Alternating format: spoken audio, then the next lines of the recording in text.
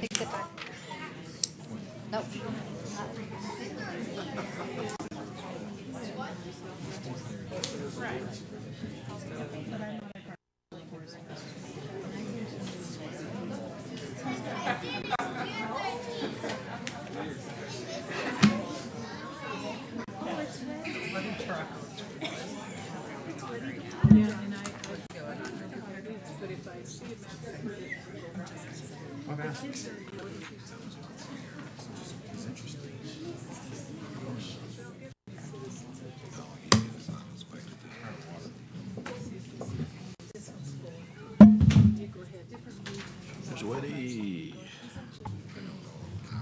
Did you say we're out of water? Yeah, this one's empty. I'm good. It sounded funny because there's Weddy. there's Letty. Put your knife.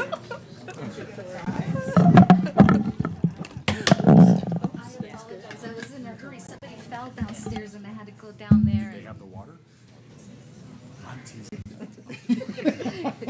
She might sue us. Good afternoon, ladies and gentlemen. I call to order the regular city council meeting for the city of Sierra Vista for March 22nd, 2018. Madam Clerk, may we have a roll call, please? Yes, sir.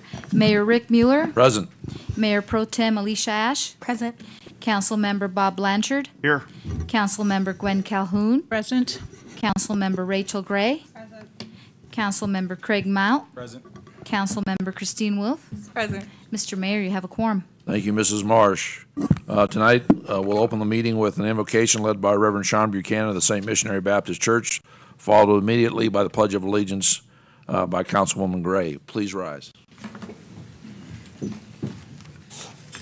This evening, before I came, I decided to write my prayer out tonight instead of just doing it like I normally would, because I wanted to make sure we said certain things and give thanks to God. Dear Lord, it's us again, the leaders and citizens of the city of Sierra Vista, Arizona. Every time we gather, we invoke your presence to guide, direct, and continue to give us renewed hope and vast vision.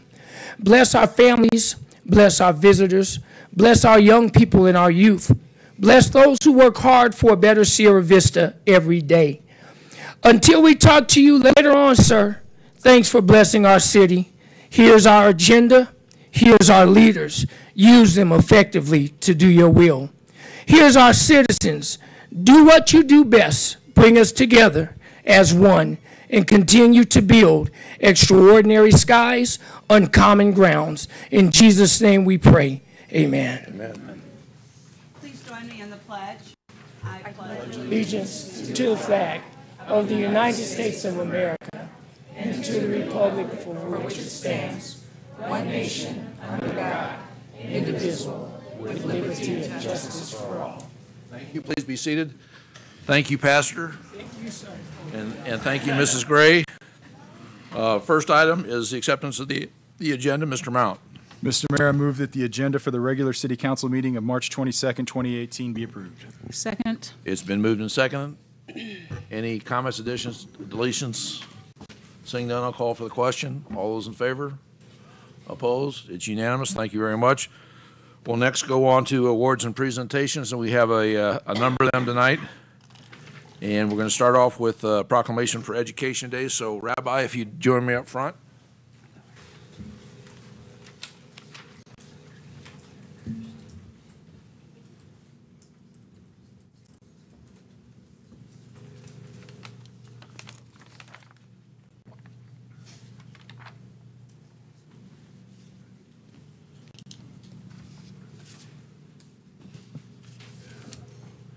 It's my honor and privilege as the mayor of the city of Sierra Vista to offer the following proclamation on behalf of the good citizens of Sierra Vista. Whereas the Rabbi Menachem M. Schneerson, thank you, Rabbi, appreciate the help. A righteous memory lived a life devoted to the service of world Jewry and humanity in general. And whereas his venerated vision, wisdom, and leadership have contributed greatly to the promotion of education and the betterment of mankind. And whereas Shabbat of Sierra Vista was established by Rabbi Benzian, who was with us tonight, and Chaya Shemtov. I gave him an extra vowel there. To spread the Rebbe's inspirational message of love and hope in Sierra Vista and the surrounding area. And whereas World Jewry will be marking March 27th, the 11th day of the Hebrew month of Nisan, as the Rebbe's 115th birthday. Now therefore be resolved that I, Frederick Mueller, Mayor of the City of Sierra Vista, Arizona, do hereby proclaim March 27th, 2018 as Day of Education in and for the City of Sierra Vista. In witness whereof I hereunto set my hand and cause the great seal of the City of Sierra Vista to be affixed this, the 22nd day of March, the year of our Lord 2018, and independence of the United States of America, 241st, signed Frederick Mueller, Mayor. Rabbi, congratulations.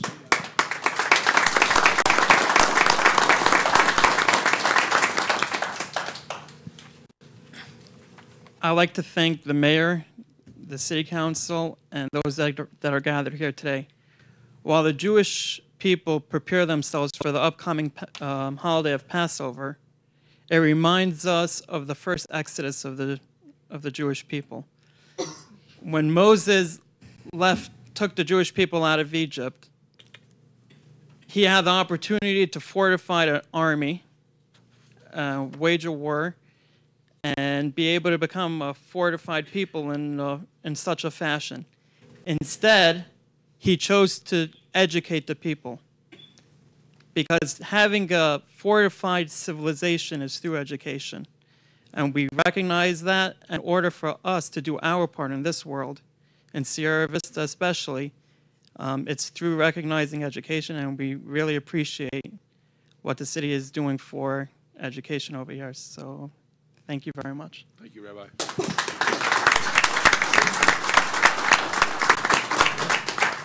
Next up, we'll have the presentation for the business of the month, and we'll start with Councilwoman Calhoun as soon as she can get around here. We'd like the owners of the German Cafe to come forward too, please.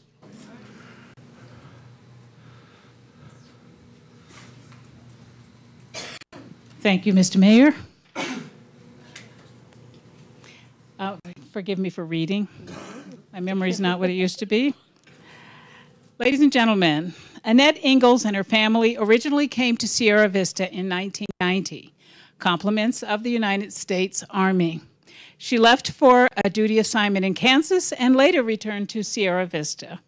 In 2009, Annette opened the German Cafe at 1805 Paseo San Luis, where she developed her clientele and enjoyed many years of success, as many of you know.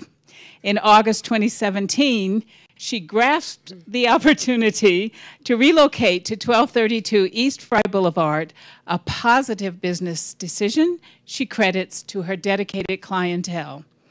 Annette's involvement in the restaurant business stems from her German family roots, where her father was a master baker. Continuing the tradition, Annette and her family make from scratch a variation of different regional German recipes so their customers can experience quality, authentic German food. We recognize that Annette's decision to return to Sierra Vista, where she raised her family and built a business, is a critical element and an asset to our community. I also want to add that Annette has a very well-organized and sincere dog rescue business called Dog Shack. She's done a lot for the four-legged community in Sierra Vista, and we appreciate all that she does to save dogs from various negative consequences. Also, I want you to know that Annette cooks as organic as she possibly can, and you can enjoy that at her restaurant in the variety of recipes that she prepares. And one more thing, Annette is an ardent recycler, and that also is a benefit to our community. So based on all of this, I, Gwen Calhoun, would like to recognize Annette Ingalls and the German Cafe as the City of Sierra Vista's Business of the Month for March 2018. Congratulations, Annette.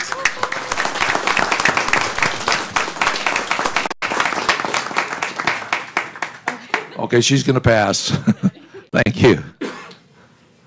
Next up, We start with the Water Awareness Month proclamation, and can I have Weddy and his guide, Rebecca? I think you're coming up, are you? Who's ever coming up? In case you don't know, this is Weddy the Water Drop. He's a key part of the education for the kids in the WaterWise system, okay? Now, it's my honor and privilege as mayor of the city of Sierra Vista to offer the following proclamation on behalf of the good citizens of Sierra Vista. Whereas, to ensure an adequate water supply for the future, everyone must be more water wise. And whereas good stewardship of our natural resources is a priority for the city of Sierra Vista, and each person can make a difference. And whereas Water Awareness Month is observed statewide to help raise water awareness, and whereas the city and WaterWise provide opportunities for the public to learn about water conservation and the role it plays in the lives of our residents and the lives of the residents of our community. Now, therefore, be it resolved that I, Frederick Mueller, Mayor of the City of Sierra Vista, Arizona, do hereby proclaim the month of April 2018 to be Water Awareness Month in and for the City of Sierra Vista.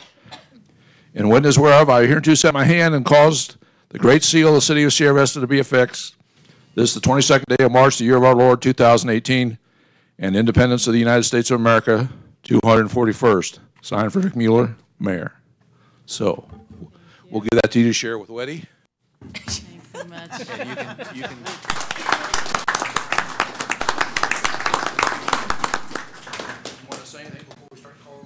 I just want to thank the city for all you do to support WaterWise and our efforts to conserve water in the Cochise County and the city of Sierra Vista, and all of our partners appreciate all the help and support. And thank you, everybody, for thinking about water this month, making it a special part of your month.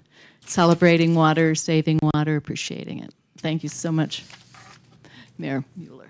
I just want to say thank you for everything you've done too. People may not realize that we're one of the founding members of WaterWise and a continual supporter, and hopefully that relationship will continue long into the future. So I think we're ready for what the kids came here for next. So let's go ahead and get set up to give out the awards. Hello, everyone. My name is Miss DeLu, otherwise known as Miss Red, and I am with the WaterWise Youth Program. And every year to celebrate Water Awareness Month, starting in February, we have a water conservation student poster contest. This is our 21st year of having this contest. Thank you. Thank you. And this year's theme was Keep Water Clean for People and Wildlife. And we had some amazing posters that came forward. I had 330 posters, in fact, from 7 schools in the Sierra Vista area, and 17 classes participated this year. It was a wonderful year. And we have some great posters, which I'm about to show you momentarily. The winners that have arrived today, and I also have the winners that aren't here, and I'm going to show you their posters as well, but let's celebrate the winners that are here today. So first of all, I want to bring up our first place for 4th grade and our grand prize winner, Hannah Gibbs from Cass. Please come up.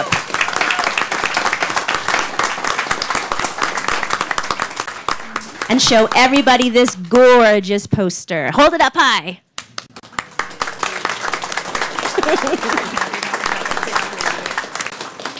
You can stand. How about right over here by the mayor? Why don't you come on, I'll shake your hands. Oh. You did such a great job. Congratulations. Wonderful. All right. And we have first place, 3rd grade, Leilani Tercero from Cass. All right. Show everybody your poster. Hold it up high. All right. Would you like to meet the mayor? All right, perfect. All right, and next we have 2nd place for 3rd grade, Kylie Ann Schaff from Cass.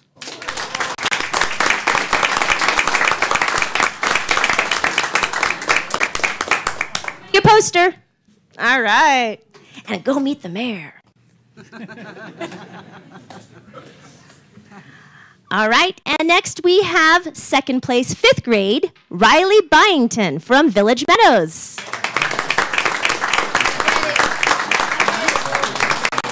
Everybody a poster. Pretty cool. And go meet the mayor. Right over there, mayor.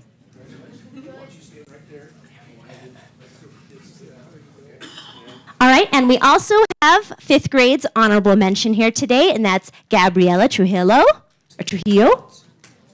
Come on up. And show everybody your beautiful poster. And there's the mayor. And the last student to arrive here today was from 6th grade, the honorable mention. Is it Najit or Najet?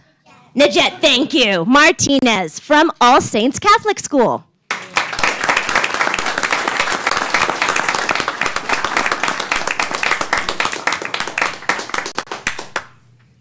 Is this working? Okay. All right, and real quick, I'm going to show you some posters of students that couldn't make it today. This is 3rd grade's honorable mention.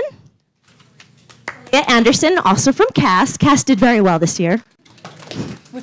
And here we have 4th grade's honorable mention, Amaya Serrano from Pueblo del Sol. And here we have first place for 5th grade. This is Harley Hogan from Village Meadows. Am I missing? One. Oh my goodness. Come on up. Oh, I'm so sorry. Did I miss? I think I missed a couple. I did. That's what I get. All right, Alexander Leenertz, which is 2nd place for 4th grade. Hi, I'm so sorry. All right, go ahead and show everybody your poster.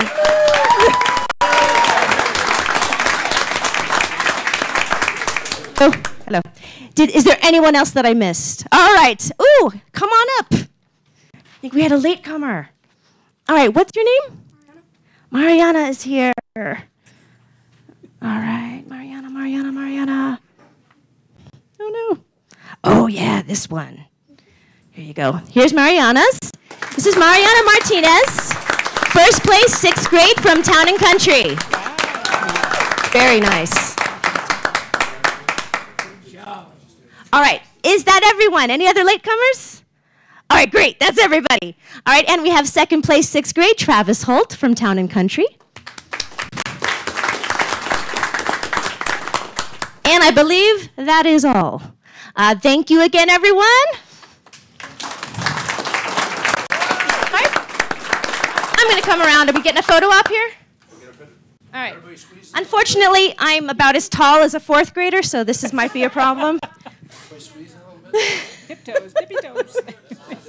Yeah, look at mom and dad first. All right. And now, if they're ready. And now look over here. So look right here. All right, 1, 2, 3. Thank you so much. All right. Thank you so much. Thank you, Rebecca. We'll next move on to the city manager's report. Mr. Patuchik. Thank you, Mayor Wheeler, members of the council. Our next work session is scheduled for April 3rd, 3 p.m. here in the council chambers, and that will be the start of our annual board and commission review, and will include the commission on arts and humanities, airport, and disability issues. What date is that? The 3rd. Oh, okay. And then our next regularly scheduled update work session is April 10th, also at 3 p.m. here in the council chambers. A few projects tonight. Out to bid is our annual street maintenance Bella Vista Drive pavement replacement project in Canyon de Flores. Advertised beginning March 11th. The bids will be opened on March 30th here at 2 p.m. And then the Cove Aquatic Facility heater replacement project will be advertised next week from March 25th to 29th.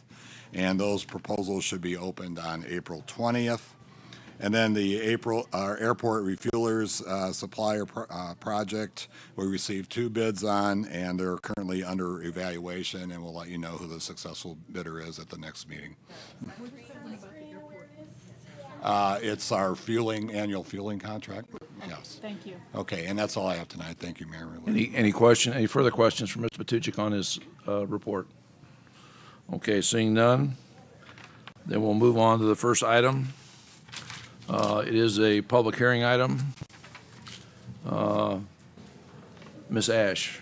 Thank you, Mr. Mayor. I move Resolution 2018-027, adoption of the West Sierra Vista redevelopment plan be approved. Second. It's been moved and seconded.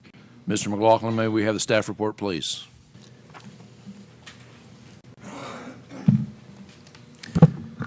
Good evening, Mr. Mayor, members of council. So the hearing this evening represents the culmination of a 1.5 year long effort to get a small business incentive fund off the ground to bolster economic development and revitalization initiatives in the west end of town.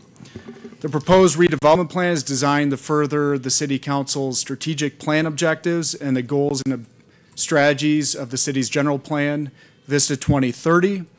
The content of the plan is formatted to follow the required elements laid out in state statutes.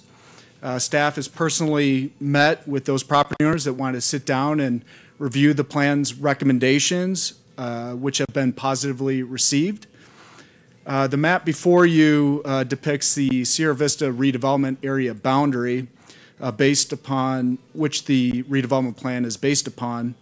It covers 23 acres of land comprising 20 tax parcels and 12 landowners. They have actively agreed to participate in this effort. A redevelopment area is a geographic area that's typically older and underperforming relative to other parts of the city due to its age and neglect, and warrants some form of public intervention to improve living and economic conditions. Under the statute, redevelopment projects and initiatives must be carried out pursuant to a locally adopted redevelopment plan. One of the unfortunate consequences of an economically declining area is the loss of business, which is what spurred us to travel down this road. This graphic shows the current mix of business types, with the black polygons representing vacant commercial spaces. The gross floor area of existing buildings, which on average are a half-century old, is approximately 290,000 square feet. Over a third, or 36%, of the existing square footage is currently vacant. Establishments. The city's future land use plan designates the area for commercial development. Types made under the city's zoning.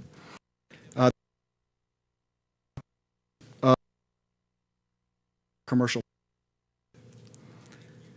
The redevelopment area is zoned for commercial uses, which also provides for multifamily residential uses and mixed-use buildings at a maximum of 5 units per acre. Now, the city's strategic plan seeks to promote infill and adaptive reuse of vacant commercial properties. This framework plan shows commercial development opportunities to fill in the gaps along the streetscape. The plan, moreover, illustrates opportunities for adding landscaping to existing parking areas to add color, interest, and texture to the area, in addition to valuable shading for pedestrians and softening of the roadway appearance. The concept plan shows the potential for creating new parking areas concealed behind buildings, which could include special pavers and landscape areas that could be used to define an event space for the parking area when not in use.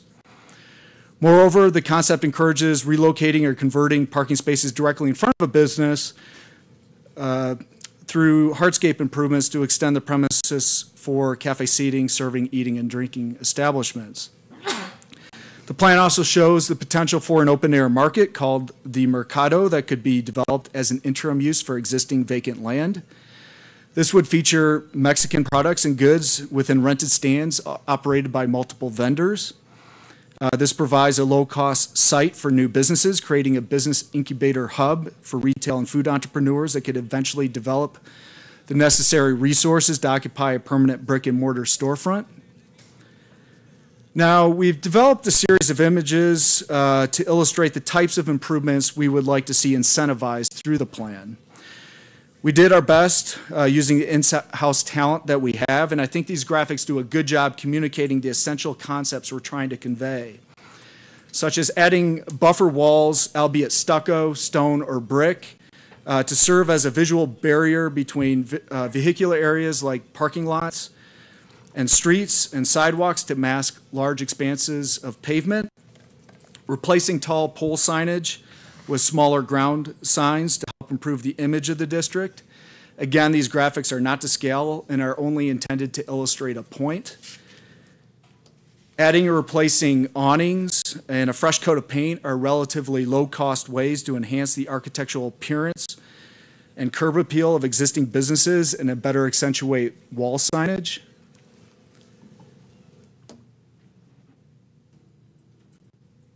Now, the city's strategic plan calls for the city to partner with the Sierra Vista MPO to jointly fund and construct phase 1 of the Fry Boulevard corridor and North Garden Avenue plans. The redevelopment plan acknowledges this proposed investment scheduled to occur over the next few years. Now, the specific design details will need to be worked out in the upcoming engineering design phase, which will include consultation with affected business owners, the general public, and involvement by council on the elements to be included or not included within the budgetary constraints, including ongoing maintenance concerns. The overall vision is to adapt the road to create more of a Main Street environment that's more welcoming and attractive as Sierra Vista's gateway to the community. The MPO's 5-year transportation plan allocates $264,000 for design professionals to prepare the necessary construction documents and another $2.25 million for construction. As I mentioned at the work session, the city engineers have submitted our application to the state to exchange the federal dollars for state HERF funds to alleviate some of the regulatory burdens associated with overseeing federal projects. The West Sierra Vista Partnership Program is currently funded at $50,000. Future funding will be decided by the mayor and council during the annual budgeting process. For planning purposes, we're estimating the same amount being budgeted over the 10-year planning horizon. Now, the improvements to the West Fry Boulevard and the West Sierra Vista Partnership Program seek to implement the strategic goals laid out in your strategic plan of offering incentives for West End commercial property improvements, beautifying the streetscape, and making it more walkable and bikeable. The Planning and Zoning Commission unanimously found the proposed redevelopment plan to be in conformance with the city's general plan Vista 2030 as required by state statute. You have a copy of their meeting minutes for additional comments on the plan. Under state law, approval of a redevelopment plan requires a 2/3 vote of the local governing body, or in our case, a minimum of 6 votes to pass. So with that, I'll take any questions. Thank you, Matt. Before we go to your questions, this is a public hearing item, and I want to open it up to the public because we have two folks that would like to address us on this issue. And tonight we'll start with Mr. John Sullivan. Well, thank you very much, Mayor Mueller and Council, Chief, Matt, everybody. Just appreciate you guys being here tonight. I actually live about 2 blocks from this area, and I've spent the better part of this week walking that strip between Garden and Carmichael and actually talking to the people and getting my impression of what they're going to tell you. First of all, I told them it is 95% their responsibility to promote their business, improve it, get the word out there. Facebook is free, Twitter's free. They need to do most of the legwork here. They do appreciate you guys coming in and trying to help. They really do. One of their concerns, and mine as well, is if you're a pedestrian, it's not going to help to build more sidewalks or more crossings because there's no pedestrians there. I think what happened was that used to be a very busy area, and then it went to the bypass or Buffalo Soldier Trail. So the traffic off base was diverted. And so therefore, if you don't see it, they don't come. The other issue I saw was signage. And this is something the city can really take a good look at. And I'm a member of the Huachuca Astronomy Club. And believe me, out there at the Patterson Observatory or up on Carr Canyon, the stars will not be blocked by higher signs. The third thing is there's the font is so small, or the signs are so small, or the ability to even see them from the road is so small at either 15 or 35 miles an hour. Yeah, you've already passed them, or you don't even see them. Some of those recessed malls you can't even really see from the road unless you take your eyes off the road and back in somebody. So that's what I wanted to say. Is I think that's the kind of thing you're going to be hearing. Is first of all, they need to do legwork to do their part in this, and second of all, they do appreciate your help. I think parking's a good idea. Signage is a good idea. There's a lot of things the city can do. I'm not really, in principle, in support of this plan as it is, but I really think that there are some things that the city can do to really improve the area. I did talk to the Fort Huachuca PAO yesterday. She says that local businesses can advertise to the base via MWR, the Morale, Welfare, and Recreation. And so there are ways to get the word on the base about things that are in that area. And I think we can get more soldiers down there too. Thank you very much for your time. Thank you, Mr. Sullivan. Next, I would ask Robin Dumas.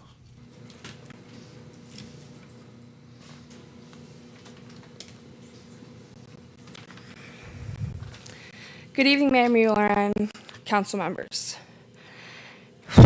Sorry, I have a raging headache, so give me a moment. I'm happy to see movement forward on a solution to the West End that doesn't involve the use of eminent domain.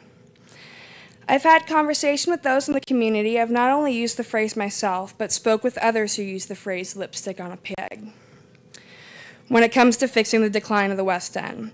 I'm very interested to watch this process unfold before me from a learning perspective. As I proceed through my final year of school, I'm seeing application through this city while studying its theory and practices.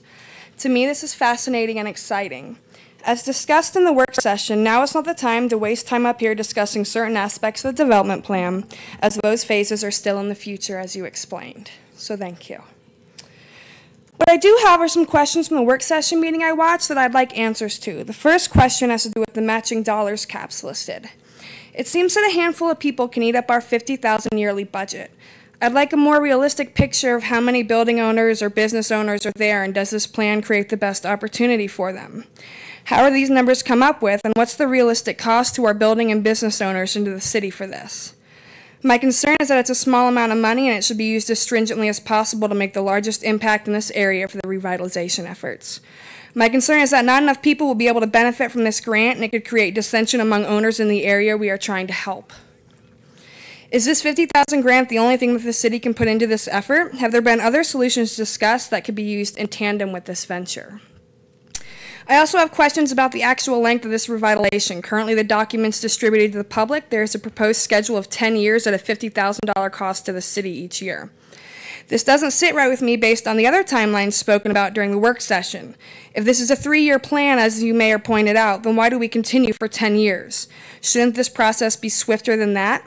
If ADT is covering the road and we're concentrating our efforts on the buildings and areas in this redevelopment area, is there so much needed that $500,000 in 10 years for less than 2 blocks of revitalization is needed? There should be a more condensed timeline for the goals of this project. There's lots to work on in this city, and this is only a small part. With building business owners' participation, proper setup and implementation changes should be immediately visible. I think that this would also help keep the public engaged in not only the process, but our next effort for the city. The last thing I would like more information on is how we as a city will measure the success of this development as it progresses. If this project is to extend 10 years as indicated, there will need to be some checkpoints in place to ensure things are happening as they should. I feel there should be clear metrics in place that will quantify the improvement of our actions.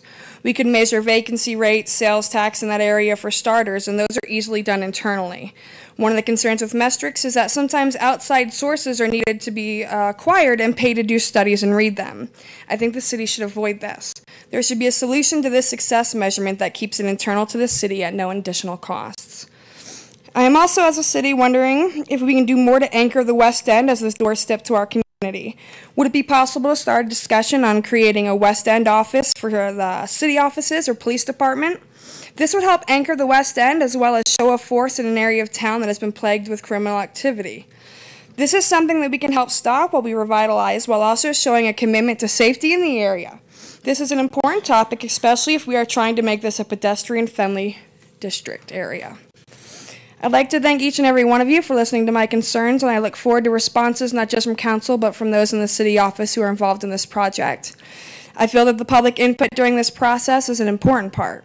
I'd like to know if there's any way we can better facilitate this public-city relationship by creating a place on the city website that is dedicated to this years-long plan. Currently, it's difficult to find this plan or talk of any of it on our website, but it's a huge thing. I'd also like to know where people can go to see more information about this area. By more information, I mean having the ability to see what you, our council, and the city office sees. Visual aids, data, ideas, things you might have discussed, anything of that nature. I'd like to be able to see this information so that I can have a better understanding of this project. I can help the city get this information out to the public for feedback. Thank you again, and have a great evening. Thank you. Mr. McLaughlin, you're back up, and we're open for council comments or questions. Mr. McLaughlin, discussion. Well, I've got a few things that I'd like to say, Mayor, if that's okay, and some of them will address some of the concerns that were raised up by Ms. Dumas and Mr. Sullivan to some degree, with your permission. I'd also like to comment and add some I will stand by. criminal elements. Sir, if you'd come to the mic, I'll give you 5 minutes to speak. Thank you. And we'll go, when you finish, you need to give your name to the clerk so we have it for the record so we get the spelling right. I can do that. Okay. My wife is in the audience, Anita. I'm Mel Clore. My wife and I own Snow White Laundry, which is on South Garden Avenue, which is either in front or behind the VFW, depending on where you're standing. I just want to compliment the young lady who was here before me, because she brings up a lot of valid subjects, and I can verify by cleaning up all the small liquor bottles that we find behind our building, and refuse, and evidence of people staying back there who don't belong back there. And that's a problem, and should be addressed. We've had the building since 1989. We bought that building in 1989. We try to maintain it as best we can. As you know from my earlier meeting, we're just outside the zone, okay? But nevertheless, that roadway behind Snow White Laundry Building, we find numerous liquor bottles. And that tells me that there are people back there that don't belong back there at night. And I just wanted to mention that. That's a crime and a happening, and we need to take steps to avoid that. Thank you. My name is Mel Clore, Snow White Laundry. If you fill that out. Thank you, sir. We appreciate your comments. Now we'll go to council. Mr. Mount. Thank you, Mr. Mayor. No, I think that obviously every question's a good question, and there are things that still have to kind of be rolled out. And then understanding that, and this is my opinion, obviously, but this is part of a larger push, a larger perspective to fix the problems that we're facing. I think that the facts in the matter and what kind of brought us to this conclusion are fairly clear. A third of our space out there is vacant. If it's vacant, then there's problems that go to some of the points that we're mentioning, such as potentially higher crime, vacancy, a lack of resources in order to combat those things. The other thing, and we've spoken on this before, that I've always kind of looked at the city as kind of like an island. If you look at the way our city is set up, we have very limited amount of property that we as a city actually control, which is why there's efforts to annex other parts of it. And I've always long thought that at some point, as somebody who likes to go visit the islands down in the Caribbean and the Bahamas, to find some people down there who understand how logistics work, considering we have a single highway that connects us up to the mainland, as it were. And with that, then we have to come to the understanding that a third of our available commercial space in that area being vacant means that we have to find ways to maximize the amount of property that we have. The original vision, at least when this came up, and again, this is my opinion, wasn't necessarily to come up with enough funds to help every single person who's got a current business in there, but to find a way to provide opportunities to the public who have that entrepreneurial spirit, who can go in there and stand up new businesses so that they can help anchor and support the current ones that are there. business thrives on other business. When you have a business next to an existing business, then you tend to get cross traffic. If you have two vacancies on either side of you, you're it. That's just generally how it works. I do agree that Fry, that location, it's not just the gateway to our city, it is the gateway to our largest economic engine, and where most of us, myself included and many of us here on this council, all got our starts in this city from. Got stationed on Fort Huachuca. West End hasn't changed much, but we stayed for other reasons. And so since 2001, when I came out here for school, it hasn't changed. So the next point is I know that we've been talking about it for that long, and a plan without resources is not a plan. The element of management is you have to plan, you have to organize, you have to lead, and then you have to control the results. We have to start putting some resources against it so when those entrepreneurs do show up to the economic development team that we are funding, they can turn around and have a resource and a tool to put somebody in a vacant building. The idea of this wasn't something that was originally just a thought. I know that several of us talked about it. I'll make it more personal. I've had 3 friends of mine who've opened businesses on the West End, brick and mortar. They went in. They expended an amazing amount of their capital to put those businesses in as an investment into this city. And along with that, they had to bring the buildings up to code for buildings that they don't even own. And that put their capital at risk. This is a plan, hopefully, and there is risk, that would allow us to offset some of those costs to bring a building up for a tenant who doesn't own the building so they can anchor a business in next to existing businesses to provide a holistic solution to the problem that we're facing on the West End. That's the plan, and it does come with risk. But as a community that's talked about this and prepared for it, now's the time for action. And it may be lipstick on a pig, and I understand people's concerns, and I know that there's a big group of people who question my philosophy at times on how we go about using money, but we have to make the investment now. Some of the places where we found the money were places where maybe we were spending money that we shouldn't have spent anyways, and that money now is being used for a better purpose. I do recognize that some people may feel left out. I hope that we don't fall prey to what's called equity theory, where we're comparing what we have to others. And what we hope is that others succeed because, as they say, the tide rises all ships. And the other thing is we can't live with dissonance, meaning a separation of thought and action, where we all want the same thing, but we don't take action because we're afraid of the philosophy that comes with it. So I appreciate us getting this far. Matt, I know you've been through hell, and I probably put you there more than anybody, but I'm glad we're here.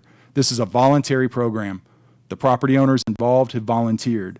The people who go after this will volunteer to put in a new business, and we all will assume some risk along the way.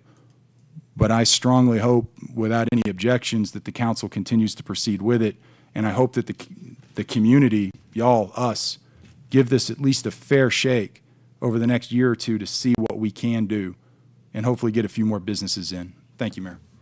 Thank you. Anybody else? Yes, ma'am. I also just have a comment, not a question, for Mr. McLaughlin, but my comment is simple in that when things do not happen, when progress is not made, it implies to me a sense of hopelessness that a community may have. And I've heard it on several occasions for folks who are familiar with, who either live in or have businesses on the West End, that there's this sense of why do anything.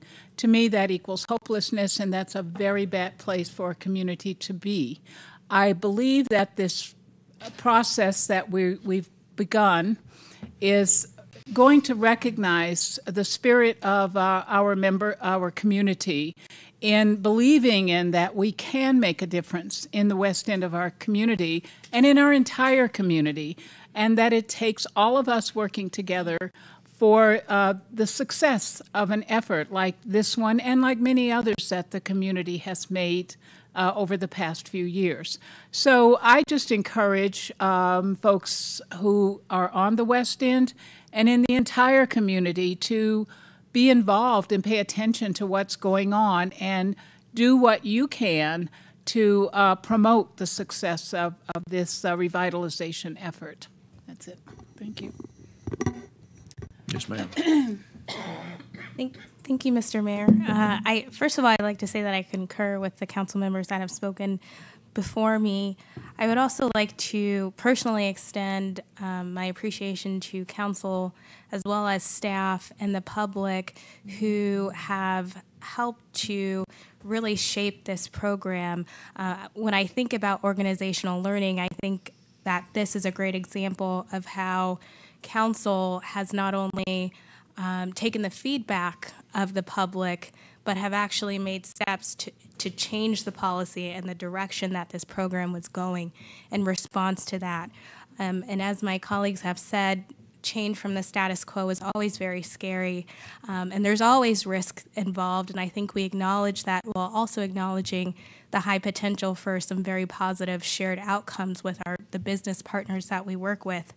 At the same time, I don't fear negative outcomes because throughout this process, we have shown the ability to change direction, to change policy in ways that reflect the reality of the situation. So again, thank you to council and to the public and to staff who've worked very hard on this program.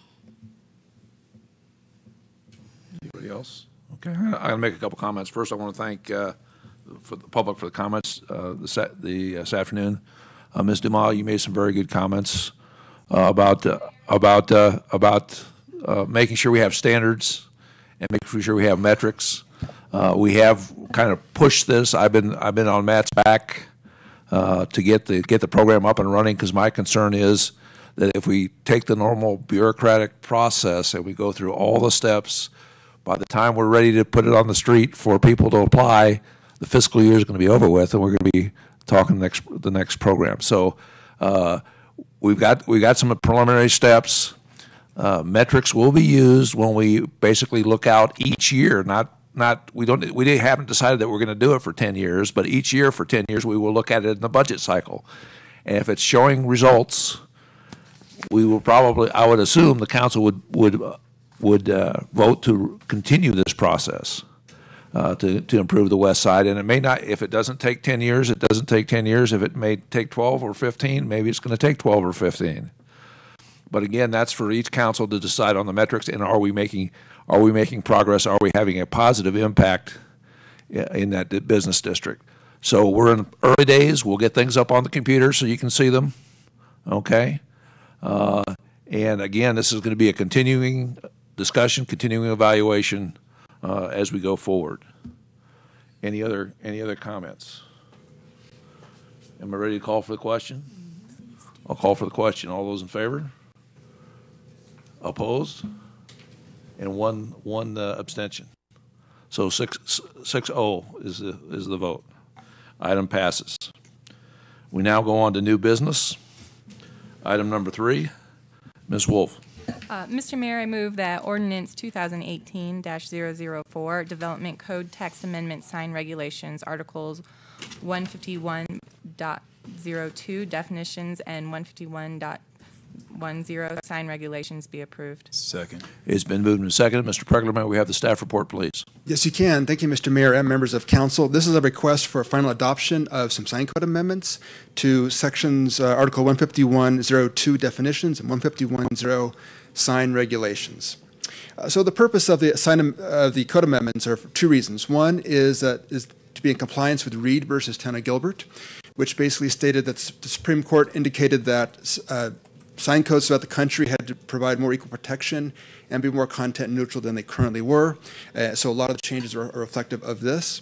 The second reason is to provide businesses additional advertising opportunities. So the amendments to Article 151.02 definitions is simply removal and inclusion of new definitions in compliance with Reed versus Town of Gilbert. There are a number of amendments to Article 151.10 sign regulations. The first one would be the removal of the exempt sign section. Again, a lot of the definitions in here, the signs were not content neutral, and again, it's a violation of Reed versus Town of Gilbert, so they were removed. The next amendment related to the temporary sign section. This section was renamed from temporary to portable signs. Again, the idea that temporary sign is not content neutral. You have to be able to the definition of a temporary sign is to actually read content, and so we had to remove the temporary and replace it with the term portable. The second amendment in this section was to reorganize it for clarity, and thirdly, we included additional sign allowances that are currently prohibited, such as the allowance of A-frames. We increased the length of display time for portable signs from 70 days a year to 90 days a year. We exempting signs that cannot be viewed from a public street. And political signs, standards were removed and a reference was made to the state law. 3, prohibited sign section. There was the exemptions in this section. Again, it was also a violation of Reed versus Town of Gilbert.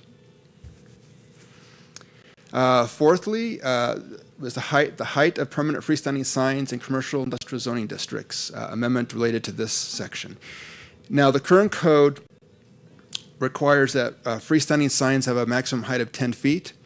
When the amendments were originally brought to the council back last year, the recommendation was that these freestanding signs have a maximum height of 15 feet when fronting an arterial roadway and 10 feet maximum when fronting a collector or local roadway. Based on a discussion at that first meeting, there was a council recommendation that changed the amendment. The amendment now reads that the maximum sign height would be 15 feet when fronting State Route 90, State Route 92, and Fry Boulevard east of Coronado Drive. 10 feet maximum in all other locations. Fifthly, setback of permanent freestanding signs in all zoning districts. The current code states that there is currently no setback for signs. However, they cannot be located in a clear vision area. The proposed recommendation would be that all signs, in addition to not being in the clear vision area, will have a setback of 5 feet from the property line. Wall sign increase. The current code allows wall signage to be placed at a ratio of 1 square foot for every 1.5 feet of building frontage. The proposed recommendation is that the wall signage will be allowed at 1 square foot for every 2 feet of building frontage. So it gets the property owner additional wall signage on the property, on the building. Seventh, we increase the maximum area of permanent freestanding signs for multi-dwelling uses. The current code maximum area is 32 square feet for a one-sided or 16 square feet per two-sided sign. The proposed recommendation is a maximum area of 32 square feet for a two-sided sign. And this is consistent with what we see in a lot of the commercial signage. And when I refer to multi-dwelling unit uses, I'm referring to apartment complexes. The council recommended that the amendments go through a 30-day public comment period on February 8th. At that meeting on February 8th, there were public comments both in support and in opposition to the proposed sign height increase to 15 feet. Both in opposition to the increased sign height, their comments were that the increase in height would affect the visual and aesthetic beauty of the mountains, as such that the view of the mountains is a tourist attraction. So they were opposed to that particular sign amendment. And other than that, there were no additional comments from the public, and this does conclude staff's report. Thank you, Mr. Pregler. Do we have any questions for Mr. Pregler? Ma'am, or closed to the public?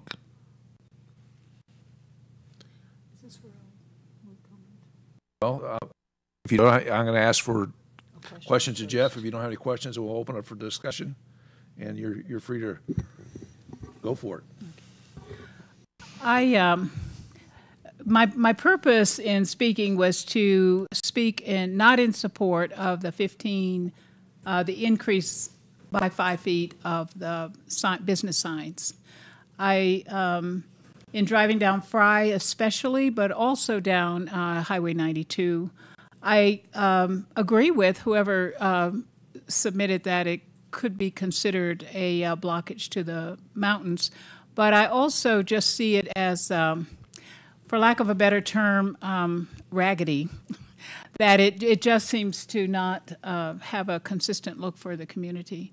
So for that reason, I support all the rest of this amendment, sign code amendment, and I would like to present to council another amendment that would simply maintain our current sign code. Is that clear enough? You need to be specific on you want to maintain the height? The current 10-foot height for business signs. None of the other signage, just the height sign. So that's my recommendation. You're of an moving. amendment. You're moving to make an amendment. That's correct. Okay. Do I have a second on the motion? Second. Second. Discussion. Sure. Go ahead. I think the, I appreciate, I do appreciate the perspective, and I think, trying to put, at least the attempt to put the compromise in there to limit some of this was obviously to try to find some common ground. I Please. should mention that, and I apologize that I didn't mention a thank you to the council for that attempt at a compromise, which, did we discuss that as part of the? That's what's recommended right now. Okay. That we use part of the community with the 15 feet and part of the community could stay. And I thought that was a fair effort at a compromise. However, I disagreed with it. So thank you for bringing that's okay. And we won't agree on everything. But I do think that the compromise is still what's there. We did have members of the public come in recently, when we were doing the work session and, thereafter at a follow-on one who own the businesses, and they're putting their requirements out. They're saying this is what they need. That struck home as much as the need to try to get protect the scenery as well. And it's just finding a balance. And I think right now with the compromises on the table is that balance. There was another thing that was said, and this is maybe just regurgitating what they said, but it also hit home a little bit. I don't have a big sign. I don't know if anybody else here in council has a big sign, but I know that those business owners who do, they take a lot of pride in that, and it's a representative of them. A lot of them have their names on it. It's things that they've invested in. And I think that they'll find a way to keep those respectful to some degree. And I don't think that the extra 5 feet, when I've gone out there and taken a look at it, it's going to be as big of a deal for the areas that we've kind of blocked off, because there's already some pretty big signs that are out there. Those are just my 2 cents. Any other discussion? Okay. So then I'll call for the question to amend the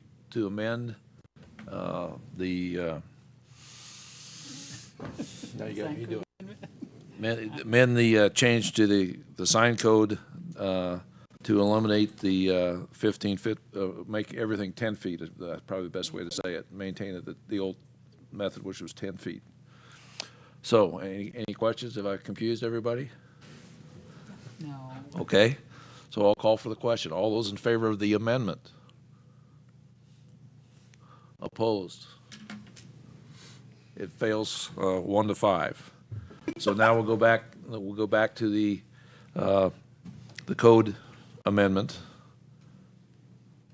Any further discussion? Seeing no further discussion, I'll call for the question. All those in favor? Opposed? It's unanimous. Thank you very much. We now move on to item number 4. Mr. Blanchard. Mr. Mayor, I move that ordinance 2018-005 Development Code Text Amendment, Communication Towers and Amateur Radio Antennas, Article 15-101.06, Special Regulations for Particular Uses be approved. Second. It's been moved and seconded. Mr. Pregler, may we have the staff report, please? Yes, thank you, Mr. Mayor and members of council. This is a request for final adoption of code amendments specific to 151.06.008 communication facilities, specific to amateur radio antennas and to commercial communication towers. The purpose of these amendments tonight are 2 reasons. One is that there tends to be a confusion in the existing code between language regulating commercial communication towers and amateur ham radio antennas.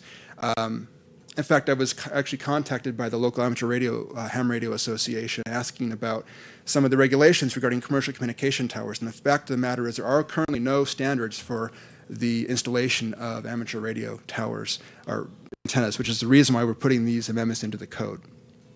And the second purpose would be providing a permitting process to regulate the installation of these amateur radio antennas. So let's sort of talk about the amendments. Number one, we defined amateur radio antennas in the code. Secondly, we provided for safety and aesthetic standards. Three, it establishes a permitting process. So antenna is installed with a permanent mount or support, and that or that have a base diameter of more than 2.5 inches would be required to obtain a building permit. Number four, a conditional use permit would be required to be obtained if the antenna exceeds a height of 70 feet or the base diameter exceeds 12 inches. And the second part of the amendments to this section relate to the commercial communication towers, where we're removing the references to communication towers in the right-of-way, as there was a previous code adoption relating specifically to communication towers in the right-of-way. And a citation to this new section was made in this code, in this section of the code. There was a 30-day public comment period on February 18th. The city received support from members of the Amateur Radio Association at that time, and the city has not received any additional public comment since then. This does conclude staff's report. Thank you, Mr. Pregler. Questions for Mr. Pregler? Any further discussion? Seeing none, I'll call for the question. All those in favor? Opposed? It's unanimous. Thank you very much. We'll next move on to item number 5. Ms. Wolf. Mr. Mayor, I move that the City Council meeting minutes of March 8th, 2018 be approved. Second. It's been moved and second. Any additions, deletions, corrections, comments? Seeing none, I'll call for the question. All those in favor? Opposed? It's unanimous. Thank you very much. We now move on to item number 6. Ms. Ash. Thank you, Mr. Mayor. I move that Resolution 2018-028, support for the Gila River Indian Community Grant application and act as pass-through agent be approved. It's been moved and seconded. Ms. Yarborough, may we have the staff report, please? Thank you, Mr. Mayor. The Volunteer Interfaith Caregiver Program, or VICAP, is applying for a $10,000 grant through the Gila River Indian community to support their transportation costs. The Gila River Indian community requires all grants to pass through a city or county entity, and so this resolution would express the city's agreement to act as the pass-through agent for this grant. It is something the city has done before on a few occasions, including acting as the pass-through agent for the Sierra Vista Symphony and the Civil Air Patrol. Be happy to answer any additional questions. Thank you, Ms. Yarborough. Questions, discussion? Seeing none, I'll call for the question. All those in favor? Opposed? It's unanimous. Thank you very much. We now we'll now go to call the public. We have 3 members of the public that would like to address us tonight. We'll start with Michael DiCarlo.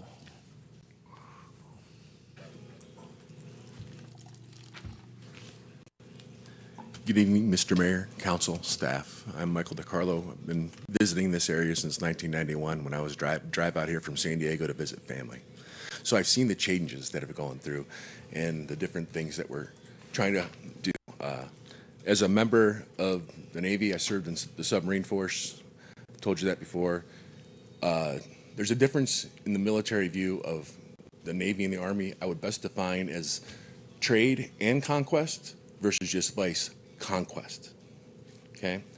I'm speak to you today on the refuge rate increase that's been proposed yesterday during the Tuesday during the work session.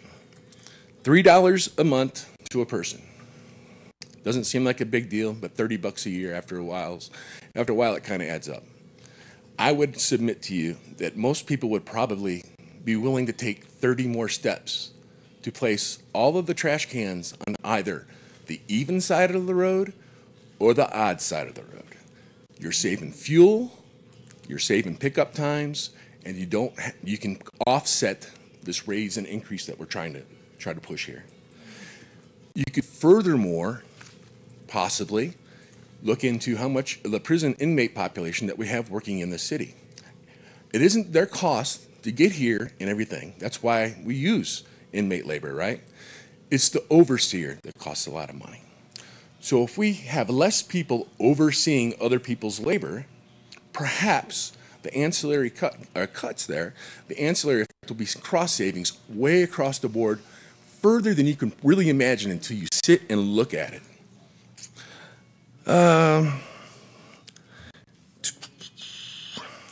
We're talking about developing a new Mercado. I went to the mall today. I actually rode my bicycle. This is the greatest weather ever. 80 degrees. It feels like Cleveland in June, okay? There's a reason I'm here. I rode about 20 miles on my bicycle today, and I went into the mall, okay? I actually worked there right after it first opened. I was a recruiter here in town for almost 4 years in the Navy. And it wasn't ever booming. I mean, like I said, I was living in San Diego. But there was some commerce going on, okay? We're trying to blame, not trying to blame, we're trying to shift the burden onto the citizen for the lack of commerce going on because we're missing the commercial rates for refuse. Think of it if you're a hunter. If you're a hunter, what is the first thing you look for? You look for the waste, right? You find the waste, you can track the animal. The thing is that what goes into it eventually comes out to it. The commerce that we have going on supports our city based upon sales taxes. The stuff that's going in is not as much because there's not as much coming out, right? So even if the county raises the cost for the tipping fee, the amount of tonnage we're putting in there has been drastically reduced already. And it's part population, part commerce, part big brother down the road that drives everything down here because that is the economic engine, okay? And whether that be directly taking stuff from the fort and putting in the dump or all the contracting jobs that are around it that aren't here, that aren't filling up Garden Avenue. I used to work there a couple of years. Those places are empty. There's no waste. There's no refuse because there's no commerce going on. Without the commerce, there won't be the refuse. You won't have the commercial rate increase. But my head kind of wanted to pop off this morning when I pushed my recycling out to my side of the road, and I saw two gentlemen in a vehicle. One of the comments was, we don't have to pay for somebody on the back of a truck. But why do we have to pay for two people sitting in the truck when one person's just sitting there taking notes? There's a more efficient way of doing business is all I'm saying.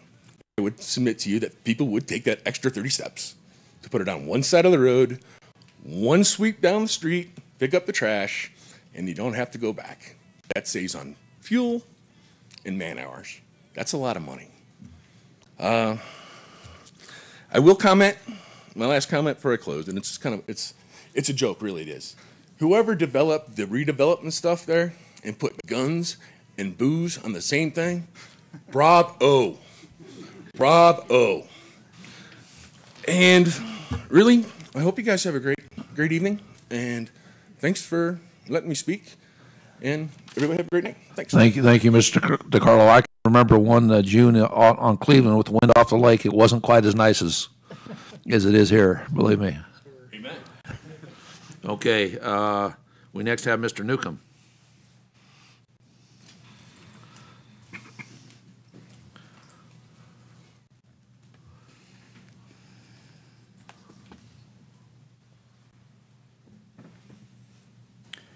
I think this will be the last meeting that you have before the 50th anniversary of Martin Luther King's assassination. And I was alive then.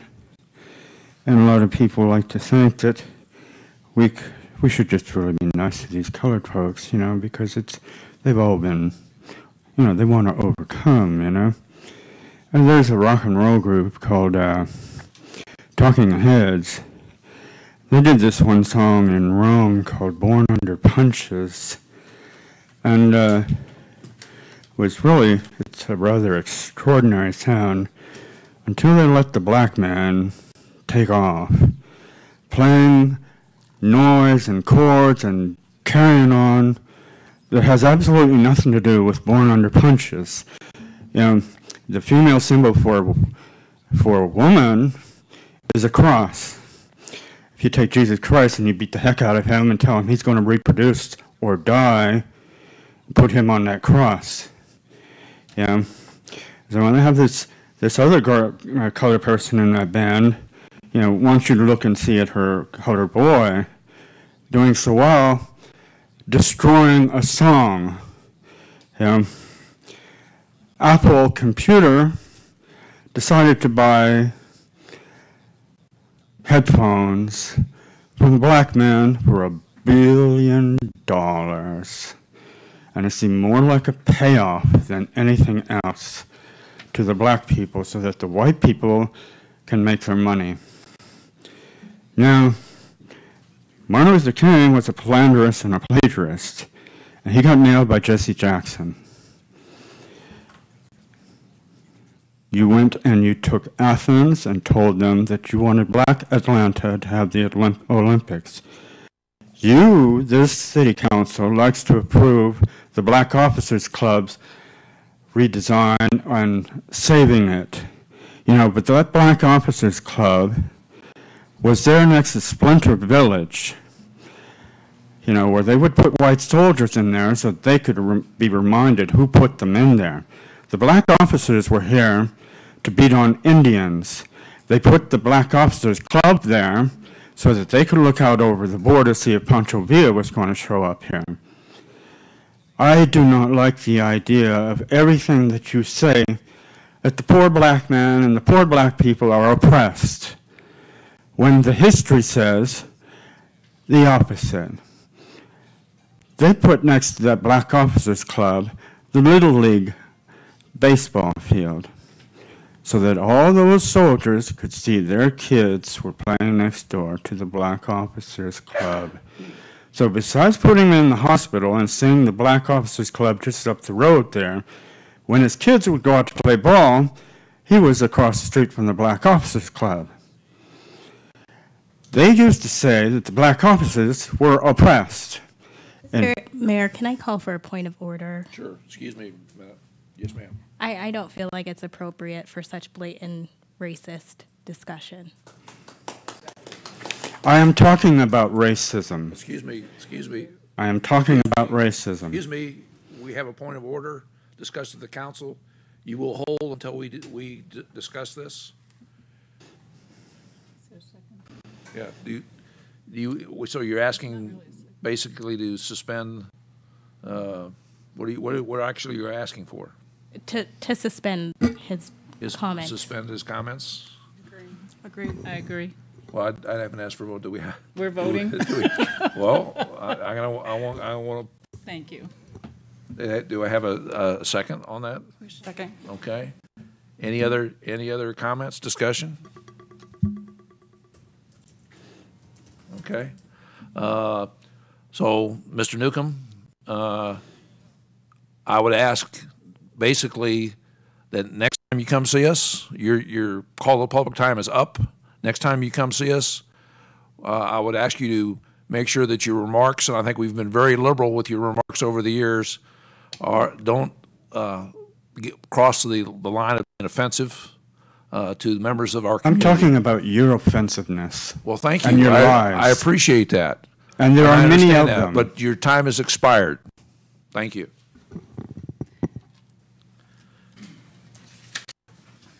Next, we have Ms. Fredenberg.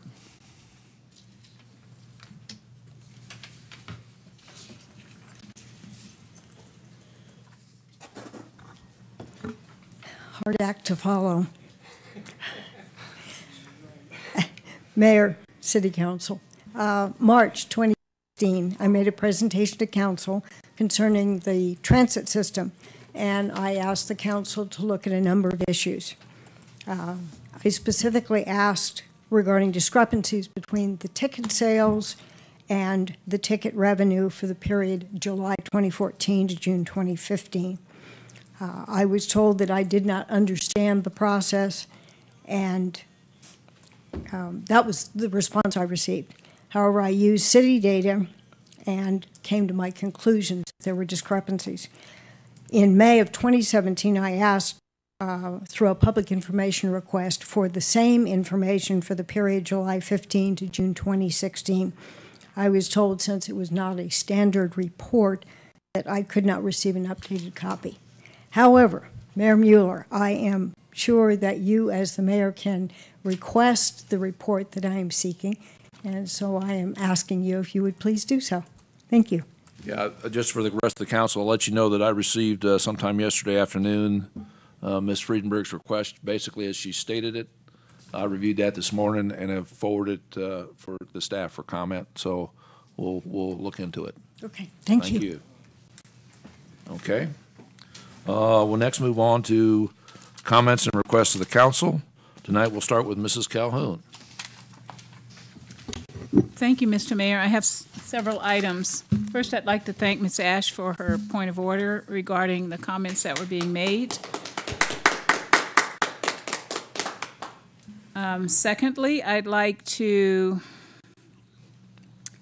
proud of the council and the city for finally getting our revitalization of the West End project going. I would like to thank those from the public who spoke to us, Mr. Sullivan, Ms. Dumas, Mr. Clore, regarding issues on the West End.